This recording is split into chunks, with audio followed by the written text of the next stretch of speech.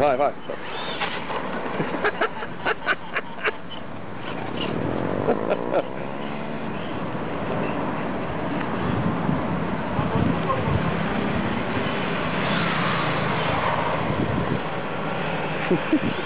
Olha o carro, o carro, o carro.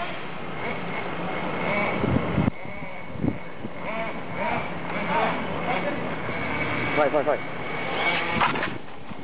Deu. Pegou.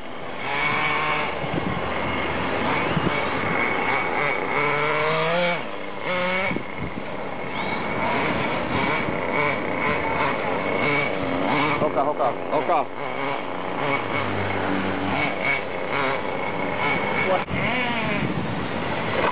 Homem aí não. É que tá descrimado ele. Vamos ok?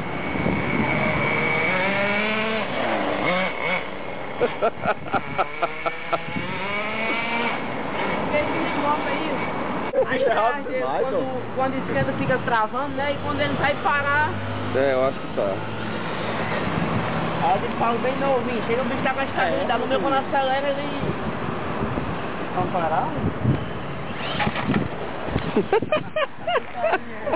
O meu não é o que fica com o cangueiro, né? Que quando acelera ele faz de um lado pro outro.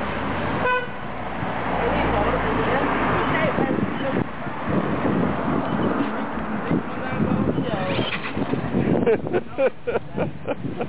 É a fuleiragem desse carro, viu? Esse já não andou nem.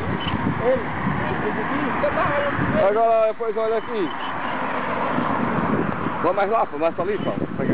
Pronto, aí, vá.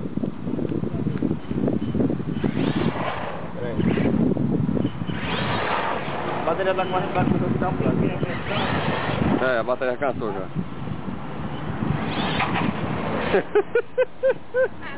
Era mais que olhava. Ó, é aqui que dá melhor no preto. Deixa a moto passar.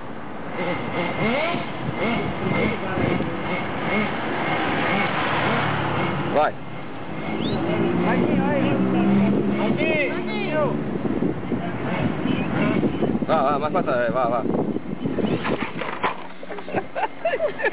Perigo. Ainda não.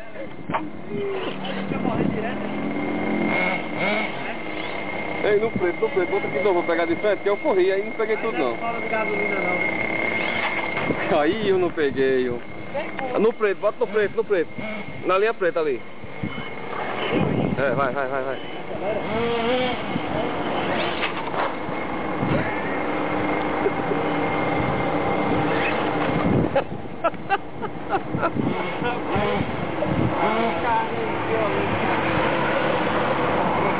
Olha. Foi não? Voltou bem.